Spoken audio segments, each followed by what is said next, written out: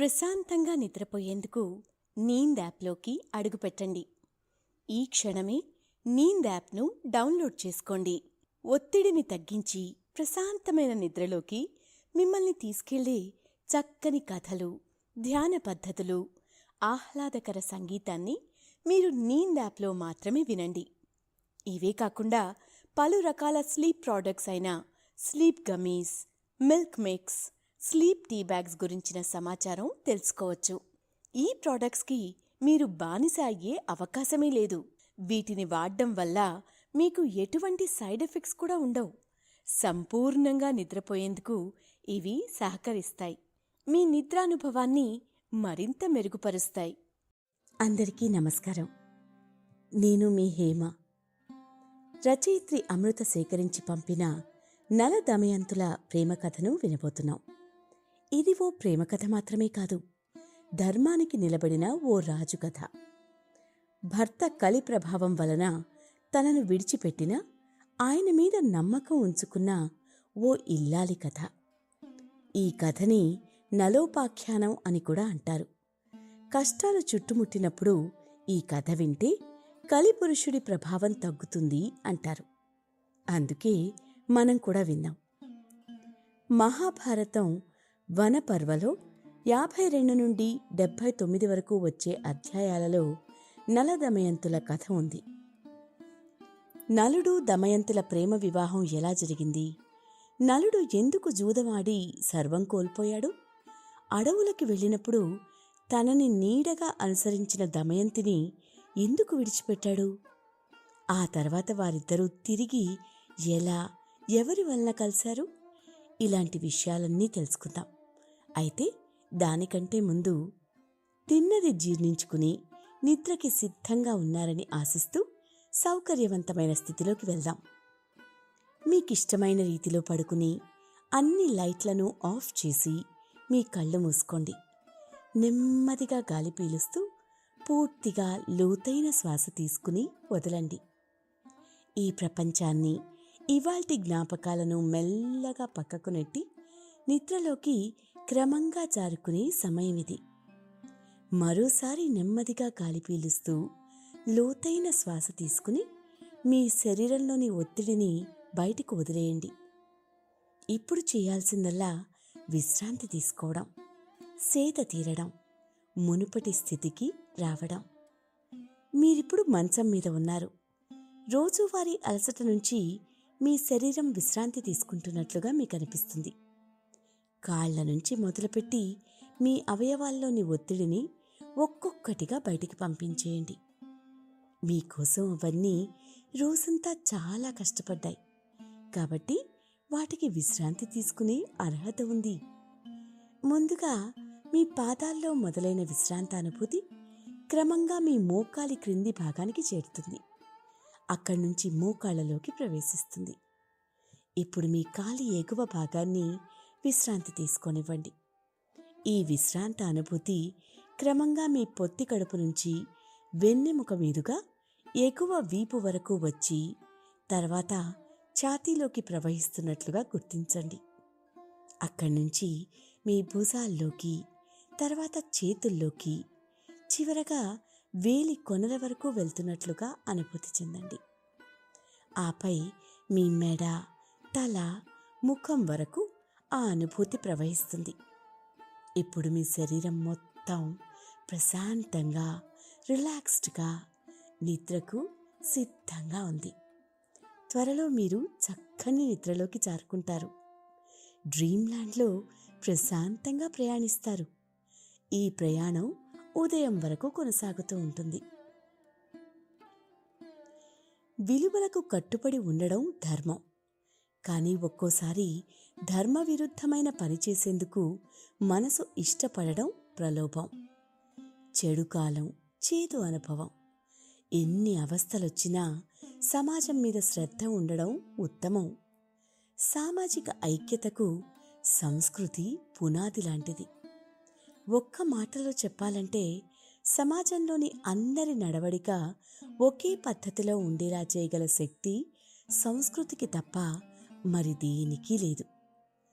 భారతదేశంలో ఇలాంటి సంస్కృతి నిలబడ్డానికి పురాణాలు కారణం. నల దమయంతి కథ మహాభారతంలో వస్తుంది. మహాభారత కథలో ఉపకథగా నల దమయంతుల కథ ధర్మరాజు చింత పోగొట్టేందుకు చెప్పబడింది. అయితే ఈ కథ ధర్మరాజు గారికే కాదు, మనకు కూడా ఎన్నో విషయాలను నేర్పుతుంది. కాబట్టే విందాం, నీతి అర్థం చేసుకుందాం. మహాభారతంలో ధర్మం తెలిసిన ధర్మరాజు సవాలు విసిరినప్పుడు ఓ క్షత్రియుడిగా కాదనలేక జూదం ఆడేందుకు ఒప్పుకున్నాడు. మాయాపాచికలకి వశమై ఒక్కొక్కటిగా అన్నీ పోగొట్టుకున్నాడు. ఓడిపోయిన పాండవులు అరణ్యవాసంలో ఉన్నప్పుడు వారి దగ్గరికి బృహదస్సుడు అనే ముని వచ్చాడు. ధర్మరాజు ఆ మునితో, స్వామి, కౌరవుల కారణంగా అన్నీ కోల్పోయి ఇలా మేము ఇన్ని బాధలు భరిస్తున్నాం. ఎంతో చింతగా, ఆందోళనగా ఉంది. నా కుటుంబానికి ఈ గతి పట్టించాననే బాధ నన్ను దహిస్తోంది. అసలు ఇలాంటి పని ఎవరైనా చేస్తారా? నేనే ఎందుకు? నాకే ఎందుకు? మాలానే ఇలా సర్వం కోల్పోయి జీవించేవారు ఇంకెవరన్నా అసలు ఉండరేమో కదా అని తనని తను నిందించుకుని అడిగినప్పుడు ఆ ముని, ధర్మరాజా, కలి ప్రభావం చేత ఇలాంటి కష్టాలు మంచివారికి ఎక్కువగా వస్తాయి. కష్టం వచ్చినప్పుడు నాకే ఎందుకు ఇలా జరగాలి అనిపించడం సహజం. నిజానికి నీకైనా నీ తమ్ముళ్ళు తోడున్నారు కదయ్యా. కాని మీలానే జూదంలో అన్నీ కోల్పోయిన ఒక మహారాజు ప్రాణంగా ప్రేమించిన భార్యతో పాటు అడవులకి వెళ్ళి ఎన్నో బాధలు పడి భార్యని కూడా విడిచి వెళ్ళిపోయాడు. ఆయన కథ తెలిస్తే నీకు ఈ వేదన తగ్గవచ్చు అన్నాడు. అప్పుడు ధర్మరాజు వారి కథని వివరించమని అడగగా నల దమయంతుల కథని వివరించాడు ముని. నల మహారాజు నిషధ రాజ్యానికి రాజు వీరసేనకు జన్మించిన యువరాజు. నల గుర్రాలు తోలడంలో నైపుణ్యుడు. ధర్మాన్ని పాలించే స్వచ్ఛమైన హృదయం కలవాడు. అంతేకాక పాక నైపుణ్యానికి ప్రసిద్ధి చెందినవాడు. ఆయన వండడంలో ఎంతో ఘనుడు. నలభీమ పాకం అన్న పదం ఆయన వంటల సమర్థత నుంచి వచ్చింది. తన పరాక్రమంతో ఎన్నో దేశాలను జయించి ప్రజారంజకంగా పరిపాలిస్తూ ఉండేవాడు. కాని అతనికి జూదం అంటే ఎక్కువ ప్రీతి. నలుడికి కువరుడు అనే ఓ సోదరుడు ఉండేవాడు. నలుడి కాలంలోనే విదర్భ దేశాన్ని పరిపాలించే భీముడు అనే రాజు ఉండేవాడు. చాలా కాలం సంతానం కలగలేదు భీముడికి. అయితే దమనుడు అనే ఒక ముని ఇచ్చిన వరం కారణంగా ఓ సౌందర్యవతి అయిన కూతురు జన్మించగా ఆమెకి దమయంతి అనే పేరు పెట్టుకున్నాడు. ప్రశాంతంగా నిద్రపోయేందుకు నీంద్ యాప్లోకి అడుగుపెట్టండి. ఈ క్షణమే నీంద్ యాప్ను డౌన్లోడ్ చేసుకోండి. ఒత్తిడిని తగ్గించి ప్రశాంతమైన నిద్రలోకి మిమ్మల్ని తీసుకెళ్లే చక్కని కథలు, ధ్యాన పద్ధతులు, ఆహ్లాదకర సంగీతాన్ని మీరు నీంద్ యాప్లో మాత్రమే వినండి. ఇవే కాకుండా పలు రకాల స్లీప్ ప్రోడక్ట్స్ అయిన sleep gummies, milk mix, sleep tea bags గురించిన సమాచారం తెలుసుకోవచ్చు. ఈ ప్రోడక్ట్స్కి మీరు బానిస అయ్యే అవకాశమే లేదు. వీటిని వాడడం వల్ల మీకు ఎటువంటి సైడ్ ఎఫెక్ట్స్ కూడా ఉండవు. సంపూర్ణంగా నిద్రపోయేందుకు ఇవి సహకరిస్తాయి. మీ నిద్రానుభవాన్ని మరింత మెరుగుపరుస్తాయి. అలాగే దముడు, దమనుడు, దాంతుడు అనే కుమారుడు కూడా కలిగారు. దమయంతి అతిరూప సౌందర్యవతిగా ఎదిగింది. మంచి గుణవంతురాలు. దమయంతి అందం, వ్యక్తిత్వం గురించి విన్న నలుడు ఆవిడపైన మనసు పారేసుకున్నాడు. కాని ఆవిడ్ని ఎలా కలిసేది? ఆవిడ మెప్పు పొందేది ఎప్పుడు? తన నిషాద స్వరం ప్రియురాలికి చేరేది ఎలాగా? ఇవేవీ తెలియలేదు శుద్ధ ప్రేమలో మునిగిన నిషాదరాజుగారికి. నలుడి ఊహకి అందని ఉత్తమ గుణాలు కలది. రవివర్మ కుంచెకి అందిన అందం కదా అది. తనను వర్ణించడం అసాధ్యమైంది రాయబారి హంసకి. ధర్మం మాట్లాడి పాటించు లక్షణాలు ఉన్న చిన్నది తనని వరించాలని ఎదురుచూసే నలుణ్ణి కలిసేది ఎలా మరి? చూద్దాం మరి. అతని మనసులో మాట నెరవేర్చడానికే అన్నట్టుగా ఓసారి నలుడు అడవిలో సంచరిస్తుండగా ఒక హంసల గుంపు అతడికి దగ్గరలో కనిపించగా రాజుకి ముచ్చట వేసి ఆ గుంపులో ఒక హంసని పట్టుకుని చూస్తుండగా మిగిలిన హంసలు వెళ్ళిపోయాయి. అప్పుడు ఆ హంస, రాజా, నన్ను విడిచిపెట్టు. నీ మనసులో దమయంతి ఉన్నది కదూ. నేను వెళ్ళి నీ మనసులో మాటని, నీ గురించి, నీ ధీరత్వం గురించి ఆవిడికి చెప్పి నీపై ఇష్టం పెరిగేలా చేస్తాను. నీ మీద అనురాగం కలిగేలా చేస్తాను.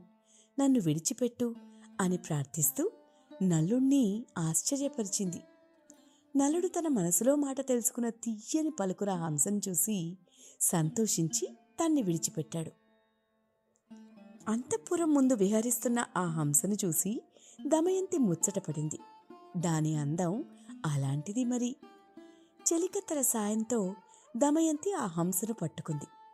ఆ హంస దమయంతితో, దమయంతి, నేను నీ హృదయేశ్వరుడైన నలుని వద్ద నుంచి వచ్చాను. నలుడు సౌందర్యవంతుడు, సంపన్నుడు, సద్గుణవంతుడు. నీవు సౌందర్యంలో, గుణంలో అతనికి తగినదానివి. అతనికి భార్యవైతేనే నీకు రాణింపు అని పలికింది. హంస రాయబారాన్ని, దమయంతి హంసతో మాట్లాడే చిత్రాన్ని మనం చిత్రకారుడు రాజా రవివర్మ ప్రసిద్ధ పెయింటింగ్లో ఆవిడ హంసతో సంభాషిస్తున్నట్లు వేసిన చిత్రం చూసే ఉంటాం. గుర్తొచ్చిందా? రాజుకి ఇచ్చిన మాట ప్రకారం రాయబారి హంస విదర్భ దేశానికి తరచుగా వెళ్ళి దమయంతికి నలుడి గురించి వివరించగా ఆవిడికి కూడా నలుడి మీద మోహం కలిగింది. అప్పుడు ముచ్చటపడిన దమయంతి, నా మనసులో మాట కూడా నలుడితో చెప్పు అని తన ఇష్టాన్ని హంస ద్వారా నలుడికి తెలియచేసేది. ఇద్దరికీ కూడా ఒకరంటే ఒకరికి ఇష్టం ఏర్పడింది. నలదమయంతుల ప్రణయ విషయం దమయంతి చెలికత్తెల ద్వారా తెలుసుకున్న భీమ మహారాజు దమయంతిని పిలిచి, తల్లి, నీకిష్టమైన వాడినే వివాహం చేసుకుందువు గాని స్వయంవరం ఏర్పాటు చేస్తున్నాను అని ప్రకటించడంతో నలుడు ఆ విషయం తెలుసుకుని స్వయంవరానికి బయలుదేరాడు. కానీ ఇక్కడ ఓ చిక్కొచ్చింది. ఆహ్వానాన్ని అందుకున్న రాజులంతా స్వయంవరానికి వస్తున్నారు. దేవలోకాల నుంచి కూడా దేవతలు బయలుదేరారు. ఇంద్రునికి దమయంతి స్వయంవర విశేషం తెలిసి దిక్పాలకులతో స్వయంవరానికి బయలుదేరాడు. మార్గమధ్యంలో నలుని చూసి ఇంద్రుడు నలునితో, ఓ నిషధరాజా, నీవు నాకు దూతగా ఓ పని చేసి పెట్టాలి అన్నాడు. నలుడు, అలాగే చేస్తాను అని ముందే మాట ఇచ్చేసి తర్వాత, ఇంతకీ మీరెవరు, నేను మీకేం చెయ్యాలి అని అడిగాడు. ఇంద్రుడు నలునితో, నేను ఇంద్రుడను, వీరు దిక్పాలకులు అగ్ని, వరుణుడు, యముడు. నీవు వెళ్ళి దమయంతికి మా గురించి చెప్పి ఆమె మమ్మల్ని వరించేలా చెయ్యాలి అన్నాడు. నలుడు ఇంద్రుడితో, అయ్యో దేవేంద్ర, మీకిది ధర్మమా? నేను కూడా అదే పని మీద పోతున్నాను కదా అన్నాడు.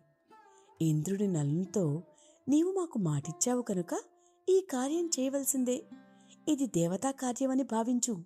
నీవు చేయగలవు. మాట తప్పడం ధర్మం కాదు కదా. మా మహిమ చేత అంతఃపురానికి వెళ్ళడానికి నీకెవ్వరూ అడ్డు చెప్పరు. జాగు చెయ్యకు అన్నాడు. గత్యంతరం లేక నలుడు దమయంతి అంతఃపురంలోకి ప్రవేశించాడు. నలుడు దమయంతిని మొదటిసారిగా చూసినప్పుడు హంస చెప్పిన దానికంటే దమయంతి సౌందర్యవతి, కాని ఈమెను వరించే అదృష్టం నాకు ఎందుకని లేదో అనుకున్నాడు. దమయంతి ఆమె చెలికత్తెలు నలుణ్ణి చూసి ఆశ్చర్యపోయారు. దమయంతి నలుణ్ణి చూసి, ఆర్య, మీరెవరు? ఎక్కడి నుండి వచ్చారు? ఈ అంతఃపురంలోకి ఎవరికీ కనపడకుండా ఎలా ప్రవేశించారు అని అడిగింది. నలుడు దమయంతితో, నా పేరు నలుడు. నేను దేవదూతగా వచ్చాను. దిక్పాలకులు వారిలో ఒకరిని వరించమని నీకు చెప్పమని నన్ను పంపారు అన్నాడు. అది విని దమయంతి సంతోషంతో ఎగిరిగంతేయలేదు. దేవతలే నన్ను వరించడానికి వచ్చారని మురిసిపోలేదు. నలుని మాటలకు తను ఎంతగానో బాధపడింది. స్వామి, నేను మానవ కాంతను. నమస్కరించవలసిన దేవతలను వరించడం ధర్మమా? నాడు హంస చెప్పినది మీ గురించే అయితే నేను నలుడు అనే మిమ్మల్ని నా భర్తగా తలుచుకుంటున్నాను. నా తండ్రి భీమరాజు మిమ్మల్ని ఇక్కడికి రప్పించడానికే స్వయంవరం ప్రకటించారు. మీతో మానసికంగా నాకు వివాహం ఈనాడో జరిగిపోయింది. ఇప్పుడు మరో పురుషుణ్ణి కానీ దేవుణ్ణి కానీ నేను ఊహించుకోలేను. కనుక మీరే నన్ను స్వీకరించండి. లేకుంటే నా ప్రాణాలను తీసుకుంటాను కానీ ఆ ముక్కోటి వచ్చి వరిస్తానన్నా నేను అంగీకరించను అని దమయంతి నలుణ్ణి ప్రార్థించింది. నలుడు దమయంతితో, దమయంతి, దేవతలు ఐశ్వర్యవంతులు, జనన మరణాలు లేనివారు. వారిని కాదని జనన మరణాలకు ఆలవాలమైన నన్ను కోరడం న్యాయమా అని ఒప్పించే ప్రయత్నం చేశాడు. ఆ మాటలు విని దమయంతి దుఃఖించింది. ఆమె నలునితో, నేను ఒక ఉపాయం చెప్తాను. దేవతల్ని స్వయంవరానికి రమ్మనండి. వారితో మీరు వస్తానని చెప్పండి. అందరి ముందు నేను దేవతలను ప్రార్థించి మిమ్మల్నే వివాహమాడతాను. అప్పుడు మీకు దేవతల మాట వినలేదన్న దోషం ఉండదు అంది. ఆ మాటలు నలుడు ఇంద్రునికి చెప్పాడు. అది విని దిక్పాలకులు, దమయంతి ఉండగా నిన్నెలా వరిస్తుందో చూస్తాం అని అందరూ నలునితో స్వయంవరానికి వచ్చి నలుని రూపంలో అతనిలాగా కనిపించేలా కూర్చున్నారు. ఇంద్రుడు, అగ్నిహోత్రుడు, యముడు, వరుణుడు కూడా నలుల్లా ఉన్నారు. స్వయంవర మండపంలో దమయంతికి ఒకేసారి 5 నలుళ్ళు కనిపించారు. ప్రశాంతంగా నిద్రపోయేందుకు నీంద్ యాప్లోకి అడుగుపెట్టండి. ఈ క్షణమే నీంద్ యాప్ను డౌన్లోడ్ చేసుకోండి. ఒత్తిడిని తగ్గించి ప్రశాంతమైన నిద్రలోకి మిమ్మల్ని తీసుకెళ్లే చక్కని కథలు, ధ్యాన పద్ధతులు, ఆహ్లాదకర సంగీతాన్ని మీరు నీంద్ యాప్లో మాత్రమే వినండి. ఇవే కాకుండా పలు రకాల స్లీప్ ప్రోడక్ట్స్ అయిన sleep gummies, milk mix, sleep tea bags గురించిన సమాచారం తెలుసుకోవచ్చు. ఈ ప్రోడక్ట్స్కి మీరు బానిస అయ్యే అవకాశమే లేదు. వీటిని వాడడం వల్ల మీకు ఎటువంటి సైడ్ ఎఫెక్ట్స్ కూడా ఉండవు. సంపూర్ణంగా నిద్రపోయేందుకు ఇవి సహకరిస్తాయి. మీ నిద్రానుభవాన్ని మరింత మెరుగుపరుస్తాయి. దమయంతి వరమాల పట్టుకుని వచ్చింది.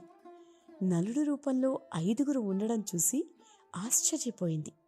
నిర్మలమైన మనస్సుతో, స్వచ్ఛమైన ప్రేమతో మనసులో ధ్యానించి, దేవతలారా, నలుణ్ణి గుర్తుపట్టడంలో నాకు సహకరించండి. మీ నిజ రూపాలతో ప్రత్యక్షమవ్వండి అని ప్రార్థించింది. ఆపై వారిలో నలుడు మాత్రమే చెమట పడుతూ కళ్ళార్పుతూ కనిపించాడు. అతనిపై వరమాల వేసింది. ఆవిడ అచంచల ప్రేమకు మెచ్చుకుని దేవతలు దమయంతిని కరుణించి తమ నిజ రూపాలతో ప్రత్యక్షమయ్యి తను తలుచుకుంటే తనకు సాయం చేస్తామని మాటిచ్చారు. నల దమయంతులకు వైభవోపేతంగా వివాహం జరిగింది. ఇంద్రాది దేవతలు అనేక వరాలిచ్చి ఇద్దరిని అనుగ్రహించారు. ఇక దేవతలు తిరిగి వెళ్తుండగా వారికి కలిపురుషుడు ఎదురయ్యాడు. ఎక్కడికెళ్తున్నావు అని దేవతలు ప్రశ్నించగా, దమయంతి స్వయంవరానికి వెళ్తున్నాను అని కలి చెప్పడంతో దేవతలు తనకి వివాహం నలుడితో అయిందని వివరిస్తారు. ఆ మాట విని సహించలేక పగ పెట్టుకున్న కలి, వారి ప్రేమ అంత గొప్పదా? మీరు స్వయంవరానికి వెళ్ళి వారిని ఆశీర్వదించడం ఏమిటి? ఈ మాత్రం దానికి వెళ్ళడం ఎందుకో? పరీక్ష పెట్టడం అంటే ఏమిటో నేను చూపిస్తాను. వారిని విడదీస్తాను, నలుడిని నాశనం చేస్తాను అన్నాడు. కాని ధర్మాత్ముడైన నలుడు ఏ తప్పు చేయలేని అసమర్థుడు, పాపపుణ్యాల విచక్షణ ఉన్నవాడు, దైవచింతన ఉన్నవాడు, రాజ్యాన్ని చక్కగా పాలించేవాడు, చీమకైనా అన్యాయంగా హాని చేయనివాడు, శిక్ష వేసే ముందు ఆలోచించేవాడు, స్నేహం పంచేవాడు, మంచి వాక్కు ఉన్నవాడు. అంతటి ధర్మాత్ముడైన రాజుని ఎలా పట్టుకుంటావు అని ప్రశ్నించారు. నలుడు ఎక్కడో ఒకచోట దొరకకపోడు అని అవకాశం కోసం ఎదురుచూస్తూ ఉన్నాడు కలిపురుషుడు. కొంతకాలం పాటు నలుడు దమయంతితో సుఖంగా దేశాన్ని పరిపాలించాడు. వారికి 2 పిల్లలు పుట్టారు. ఇంద్రసేన అనే అమ్మాయి, ఇంద్రసేనుడు అనే అబ్బాయి. ఇద్దరి పేర్లు ఒకేలా పెట్టుకున్నారులేండి. ఈ ఇంద్రసేనయే పాండవులకి భార్య ద్రౌపదిగా పుట్టింది అని కూడా చెప్తారు. అయితే కలి ఎదురుచూస్తున్న సమయం రానే వచ్చింది. నలుడికి దుర్గతి పట్టించే కారణం స్వయంగా అతని తమ్ముడే అయ్యాడు. నలుడికి ఓ సోదరుడు, పేరు కువరుడు అని చెప్పుకున్నాం కదా. రాజ్యంపైన అధికారం చేయాలనే ఆశ అతిగా పెరిగింది అతనిలో. ఒక్కసారి కోరికల కోసం పుట్టిన ఆశ దక్కించుకునేదాకా వదలదు అని మనం ఎన్నో కథల్లో చెప్పుకున్నాం కదా. ఆ కోరికలే కలిస్థానాలు. ఇంకేముంది, కలి కువరుడిలో ప్రవేశించి నలుడిని జూదం ఆడ్డానికి ఆహ్వానించాడు. నలుడికి జూదం అంటే చాలా ఇష్టమని కూడా మనం చెప్పుకున్నాం కదా. క్షత్రియులు ఇలాంటి ఆటలే ఆడేవారులేండి. అందులోనూ ఒకరు ఆహ్వానించినప్పుడు వెళ్ళకపోవడం తప్పు అని భావించి వెళ్ళి జూదమాడాడు నలుడు. కలికి చిక్కాడు. ముందు తన రాజ్యాన్ని పోగొట్టుకున్నాడు. ఓ రాజు జూదం మొదలు పెడితే ఆపకూడదు. పూర్తిగా నష్టపోవాలి, లేదా పోయింది దక్కించుకోవాలి. జూదానికి వశమయ్యి ఒక్కొక్కటి పోగొట్టుకుంటున్న నలుల్లో ప్రవేశించాడు కలి. అంతే, ఇలా ఏది పోతున్నా పట్టించుకోకుండా ఇంకా ఇంకా ఆడుతూనే ఉన్నాడు నలుడు. తన సంపద ఒక్కొక్కటిగా క్షణాల్లో కరిగిపోతోంది. విషయం తెలుసుకున్న దమయంతి తన బిడ్డలతో వచ్చి ఎదురుగా నిల్చున్నా పట్టించుకోవట్లేదు నలుడు. ఇక పరిస్థితి చేయి జారిపోతోందని తన పిల్లల్ని పుట్టింటికి పంపేసింది దమయంతి. ఈలోగా అన్నీ కోల్పోయాడు నలుడు.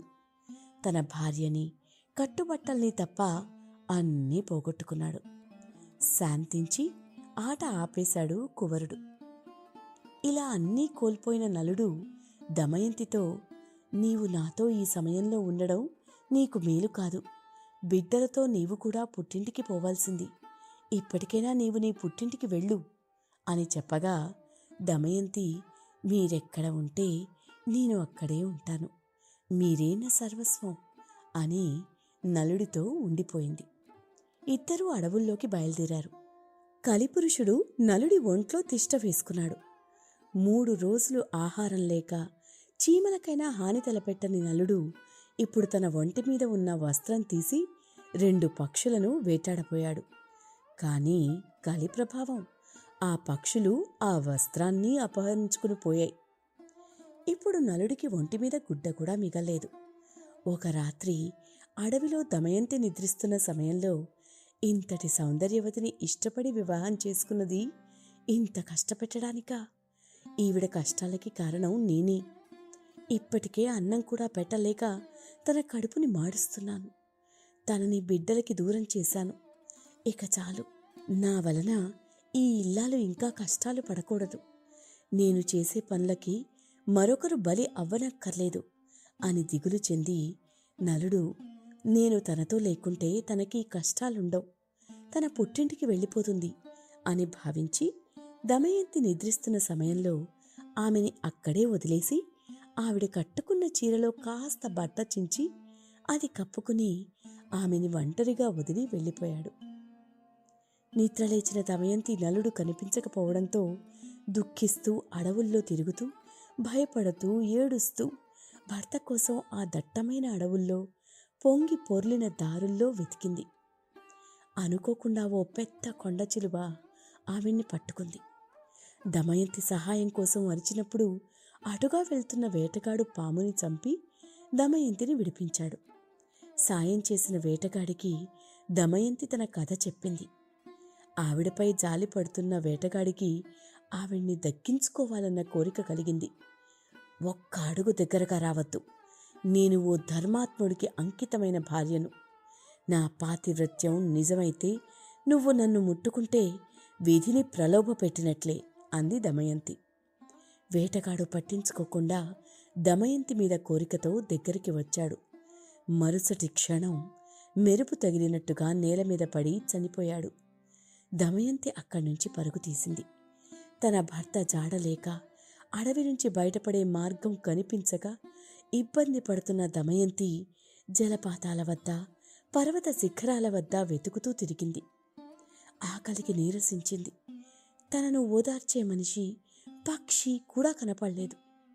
ఒంటరిగా కూర్చుని ధర్మాత్ముడైన భర్త అయితే ఇలా భార్యని తన గతికి వదిలి వెళ్ళిపోతాడా? ఇదెక్కడి ధర్మం అని ప్రశ్నించుకుని శోకించింది. ఇలా కలి అనుకుంటున్నట్టుగానే ఇద్దరు ప్రేమికులని విడదీయగలిగాడు. నలుడిని దీనహీన స్థితికి దిగజార్చాడు. కానీ సమయం ఎప్పుడూ ఒకేలా ఉండదు కదా. ఎవ్వరికీ శాశ్వతంగా ప్రతికూలంగా వేటాడదు కదా.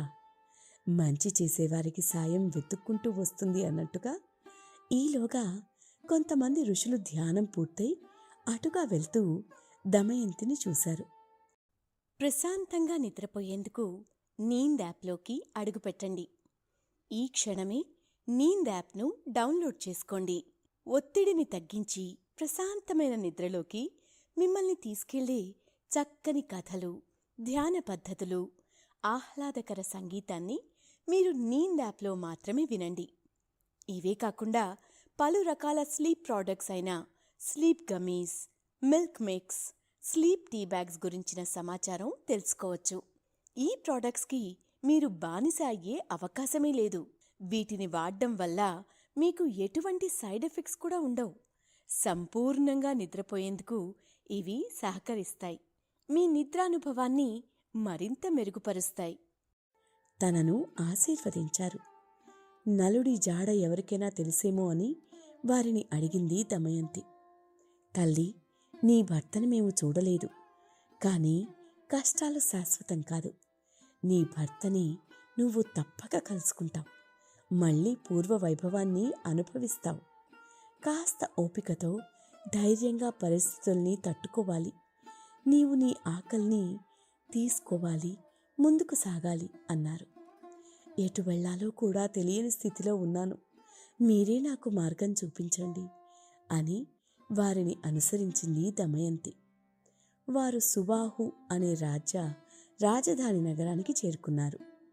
దమయంతి ఒక చక్కటి భవనం దగ్గర విశ్రాంతి తీసుకునే సమయంలో ఓ భటుడు వచ్చి, చూడమ్మా, నువ్వు ఎవరో కాని డాబా మీద నుండి చట్టీ రాజమాత మిమ్మల్ని చూశారు. మీరు తేజోమూర్తిగా కనిపిస్తున్నారని మిమ్మల్ని వెంట తీసుకుని రమ్మన్నారు అని దమయంతిని భటుడు రాజమాత దగ్గరికి తీసుకువెళ్ళాడు. రాజమాత దుమ్ముతో ఉన్న రాజదుస్తులు ధరించిన దమయంతిని పరీక్షగా చూసింది. ఎవరమ్మా నువ్వు? నిన్నెక్కడో చూసినట్టు ఉంది. నీకు నేను ఏదైనా సాయం చేయగలనా అని అడిగింది రాజమాత. దమయంతి తనను తాను ఓ దాసిగా పరిచయం చేసుకుని తన భర్తకి దూరమైన విషయం వివరించింది. రాణి దమయంతిని తనతో ఉండమని అడిగింది. దమయంతి పరపురుషుడి సేవ తప్ప ఏ సేవ అయినా చేస్తాననే షరతు మీద రాజమాత దగ్గర ఉండడానికి అంగీకరించింది. మరోవైపు దమయంతిని విడిచి వెళ్ళిన నలుడు అరణ్యంలో సంచరిస్తుండగా ఒకచోట అగ్ని చెలరేగి కాపాడమంటూ ఆర్తనాదాలు వినిపించాయి. నలుడు ఆ అగ్నిలో చిక్కుకున్న నాగకుమారుణ్ణి రక్షించి బయటికి తీసుకురాగా బయటపడిన ఆ కర్కోటకం నలుడు చేసిన ఉపకారానికి సాయం చేస్తానని అతన్ని కాటేసింది. అదేమిటి సర్పమా, నీకు సాయం చేస్తే నువ్వు చేసే సాయం ఇదేనా? ఇప్పుడు నీ విషం నాలో నిండి నేనేం కావాలి అని అడిగాడు నలుడు. కర్కోటకం కాటు వేయడంతో నలుడి రూపం మొత్తం మారిపోతుంది. గుర్తించడానికి వీలులేని మరుగుజ్జువాడు అయ్యాడు. అప్పుడు ఆ పాము, రాజా, నా పేరు కర్కోటకుడు. నీకు నా కాటు వలన ఎలాంటి ప్రమాదమూ లేదు. నీలాంటి ధర్మాత్ములు ఇలా దిక్కుతోచక తిరుగుతున్నారని అపకీర్తి లేకుండా ఇలా నీ రూపం మార్చాను. నిన్ను ఇప్పుడు ఎవ్వరూ గుర్తుపట్టరు. ఇలా కొంతకాలం మారువేషంలో ఉండు. నీ పూర్వ రూపం, నీ భార్య, నీ రాజ్య వైభవం అన్నీ నీకు దక్కుతాయి. దిగులు చెందకు, కానీ కాస్త సమయం పడుతుంది. ఇక్కడి దగ్గరలోనే అయోధ్య రాజ్యం ఉంది. ఆ రాజ్యాన్ని పాలించే రాజు ఋతుపర్ణుడు. అక్కడికి వెళ్ళి ఆ రాజుకి రథసారథిగా ఉంటూ నీకు వచ్చిన అశ్వహృదయం, నలభీమ పాకం ప్రదర్శిస్తూ అతడికి తోడుగా ఉండు. అవసరం అనుకున్నప్పుడు నన్ను తలుచుకో, నీకు మేలు చేసి పెడతాను అని చెప్పాడు కర్కోటకుడు. ఇలా భార్య మీద బెంగతో ఉన్న నలుడు సర్పరాజు చెప్పిన అయోధ్య రాజ్యానికి వెళ్ళి ఋతుపర్ణుడికి రథసారథిగా ఉంటూ బాహుకుడు అనే పేరుతో రాజుకి తనకి నచ్చిన వచ్చిన వంటలు చేస్తూ ఉన్నాడు. ఇక తన పుట్టింటికి చేరుకున్న దమయంతి పిల్లల్ని చేరదీసిన దమయంతి తండ్రి దమయంతి కోసం కొంతమంది బ్రాహ్మణులని పంపాడు. ఓ బ్రాహ్మణుల గుంపు సుబాహు రాజ్యంలో దమయంతిని గుర్తుపట్టి తన తండ్రి విదర్భ రాజ్యంలో తన కోసం ఎదురుచూస్తున్నాడని చెప్తారు. ఈ మాటలు విన్న రాజమాత తాను దమయంతి తల్లికి సోదరిని అని పరిచయం చేసుకుని ఇంతవరకు తన గురించి నిజం ఎందుకు చెప్పలేదని ప్రశ్నిస్తూ దమయంతి బాధని పంచుకుని స్వయంగా ఆవిడే దమయంతిని పుట్టింటికి పంపించే ఏర్పాట్లు చేస్తుంది.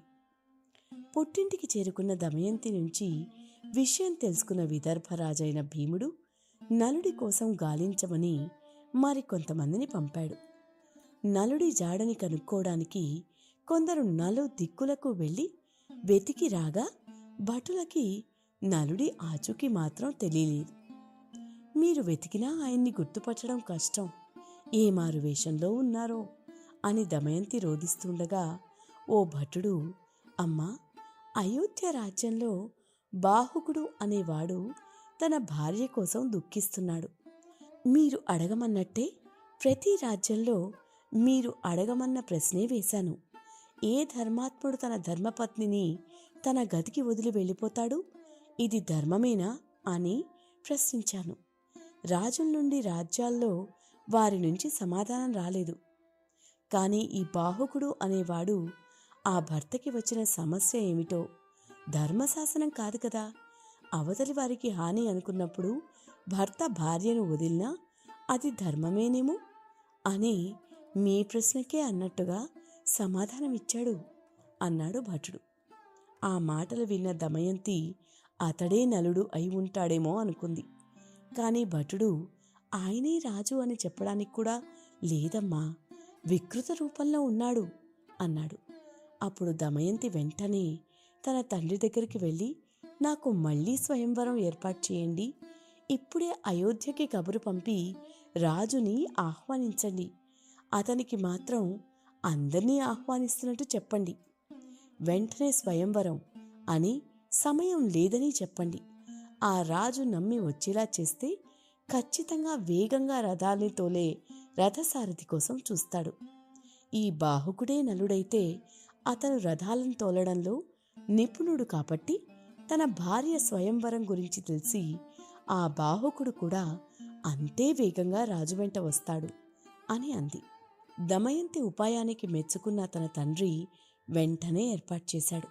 కబురు అందుకున్న అయోధ్య రాజు ఋతుపర్ణుడు కూడా వివాహమైన రాణికి స్వయంవరం ఏమిటో ఈ వింత చూడాల్సిందే అనుకుని బాహుకుడిగా ఉన్న నలుణ్ణి పిలిచి, మనం విదర్భ దేశానికి తక్షణమే వెళ్ళాలి, నీ అశ్వవిద్య అంతా నాకు తెలుసు, అక్కడి రాణి దమయంతి తన 2వ స్వయంవరం ప్రకటించింది, ఈ వింత నేను చూడాలి అని చెప్పడంతో నలుడు మనసులో, నా భార్య నా కారణంగా దుఃఖంలో మునిగిపోయి కోపంలో ఇలాంటి నిర్ణయం తీసుకుందా, నా రాక కోసం ఎదురు చూడలేకపోయిందా అని దుఃఖిస్తూ అసలు విషయం ఏమిటో వెళ్ళి చూస్తే కాని అర్థం కాదని భావించి రాజు ఆజ్ఞని పాటిస్తూ సరేనని రథాన్ని సిద్ధం చేసి రాజుతో బయలుదేరాడు. మనకి ఆ రాజ్యానికి చాలా దూరం కదా, మనం ఎలా అయినా వెంటనే బయలుదేరి ఆ రాజ్యాన్ని చేరుకోవాలి అని అన్నాడు రాజు. ఇక భూలోకంలో సూర్యుని రథంలా దూసుకుపోయే శక్తి దేశంలో ఒక నలుడికి మాత్రమే సొంతం. దూసుకుపోతున్నాడు నలుడు. దారిలో రాజు ఉత్తరీయం జారింది. కాస్త రథం ఆపవయ్యా, నా బట్ట తెచ్చుకుంటాను అన్నాడు రాజు. క్షమించండి రాజా, నేను రథం ఆపి మీరు నడిచి వెళ్ళి మళ్లీ రథంలో కూర్చుంటే మీకు 10 రోజులు పడుతుంది. మనం చాలా వేగంగా చాలా దూరం వచ్చేశాం అన్నాడు బాహుకుడు. ఆశ్చర్యపోయిన రాజు, ఏది ఆపు అని రథాన్ని ఆపమని ఆ వేగాన్ని స్వయంగా చూసి, మెచ్చాను బాహుగా, అశ్వవిద్యలో నీకు నీవే సాటి, సందేహం లేదు. అయితే ఈ మహావృక్షానికి ఎన్ని కాయలు, ఎన్ని ఆకులు, ఎన్ని కొమ్మలు అనేది చెప్పగలవా? నేను చూసిన వెంటనే చెప్తున్నాను అని ఓ సంఖ్య చెప్పాడు. రాజు ఎగతాళి చేస్తున్నాడా అనుకున్న బాహుకుడు ఆ చెట్టుని నేలకి కూల్చి ఆకుల్ని లెక్కిస్తే సరిగ్గా రాజు చెప్పినన్నే ఉన్నాయి. దీన్ని అక్షహృదయం అంటారు బావుక. నేను ఏ గుంపుని చూసినా, దేన్ని చూసినా అందులో సంఖ్యలు ఉంటే వెంటనే చెప్పగలను. నీ అశ్వవిద్య నాకు నేర్పితే నీకు అక్షహృదయం నేర్పుతాను అన్నాడు. సరేనన్నాడు బాహుకుడిగా ఉన్న నలుడు. అక్షహృదయం నేర్చుకున్నాక ఆ శక్తికి నలుల్లో ఉన్న కలి భయపడి బయటికి వచ్చాడు. నన్ను క్షమించు నలా, నేను కలిపురుషుణ్ణి. నువ్వు జూదం ఆపకుండా ఆడుతున్న క్షణం నుంచి నిన్ను ఆవహించి ఉన్నాను. ఇప్పుడు అక్షహృదయం తెలిసినవాడివి, నీలో నేను ఉండలేను. నిన్ను ఎంతో ఏడిపించి సర్వనాశనం చేద్దాం అనుకున్నాను. చేసేవాడినే, నువ్వు ఈ రాజుని కలిసి ఉండకపోతే అన్నాడు కలి. నలుడికి ఎంతో కోపావేశాలు వచ్చాయి. నన్ను నా భార్యను దూరం చేసిన నిన్ను నేను వదలను అన్నాడు. నలా, నీవు నన్ను ఏదో చెయ్యడానికి నేను స్వావస్థలో ఉంటేనే కదా. నిజానికి కర్కోటకుడు నిన్ను కాటు వేసినప్పుడు నీవు ఆ విషానికి చనిపోయేవాడివి. కానీ నీలో నేను ఉన్నాను కాబట్టే నీకు మరణం అంత సులభంగా రాలేదు. అయితే నీ శరీరంలో ఆ విషం నన్ను ప్రతి క్షణం దహిస్తూనే ఉంది. ఇప్పుడే నాకు విముక్తి లభించింది. ఇక నీ జోలికి నేను రాను. త్వరలో నీ భార్యను కలిసి సుఖ జీవితం పొందబోయేవాడివి. నన్ను వదిలి అన్నాడు కలి. నలుడు కలిని వదిలేసి దమయంతి రాజ్యానికి మళ్లీ దూసుకెళ్లాడు. ఋతుపర్ణ రాజుతో అతిథి గృహంలో సేద తీరుతున్నది. వచ్చింది తన నలుడు అనే ఆనందం దమయంతిని వెంటాడుతోంది గాని అతడు వికృత రూపంలో ఉన్నాడని భావించి తన చెలికత్తెతో రాజుగారి రథసారథిని రమ్మని పిలిపించింది.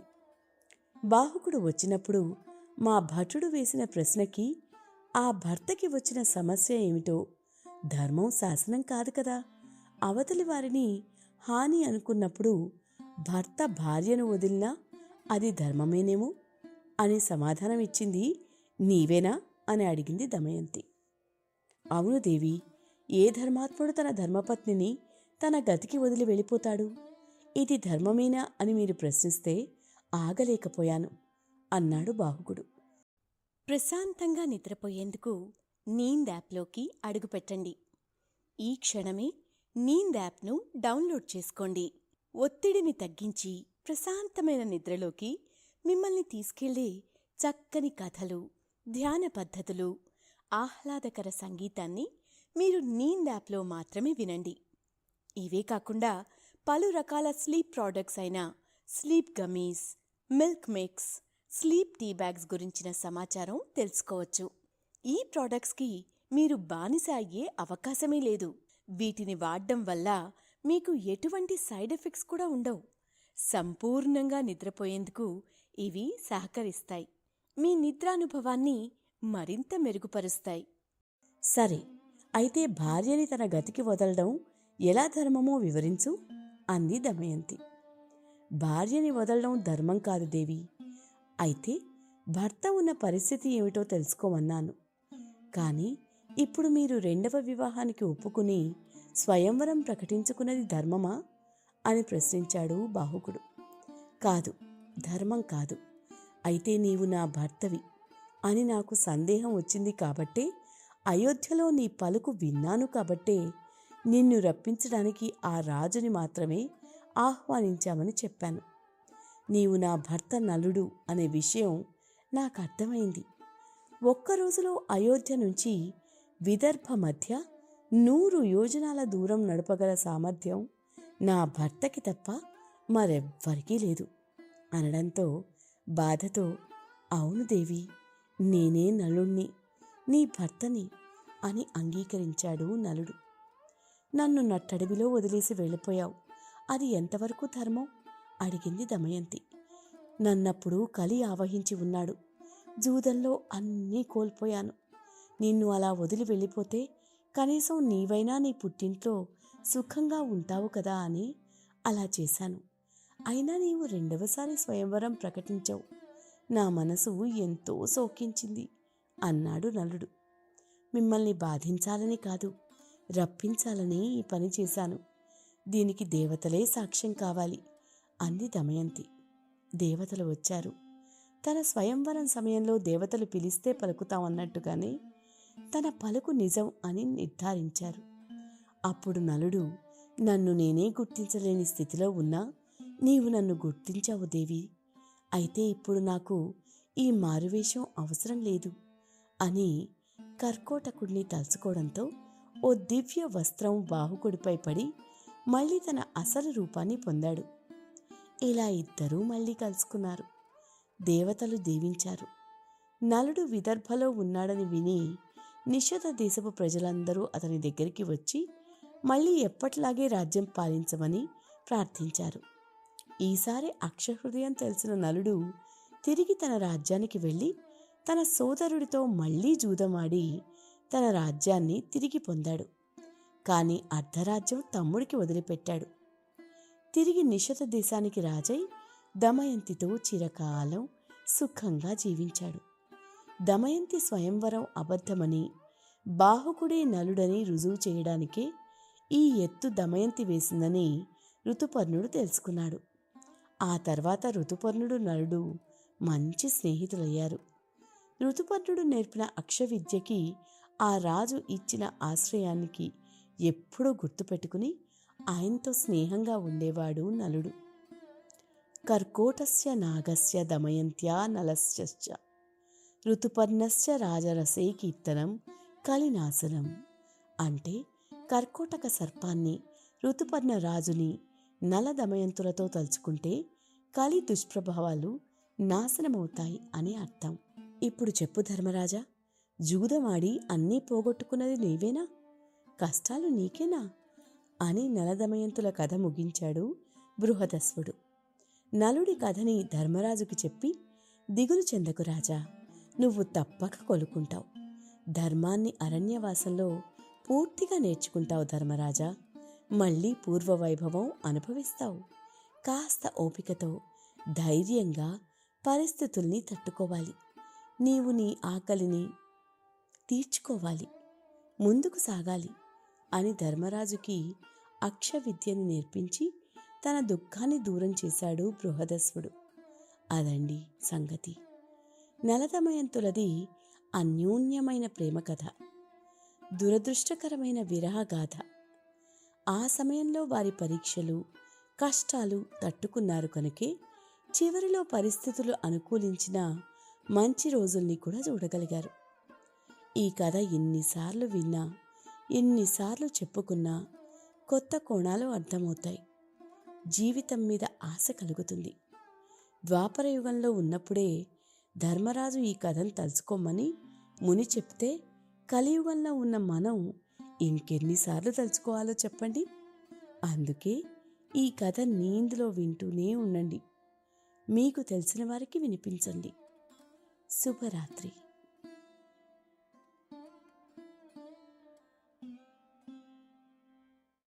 ప్రశాంతంగా నిద్రపోయేందుకు నీంద్ యాప్లోకి అడుగుపెట్టండి.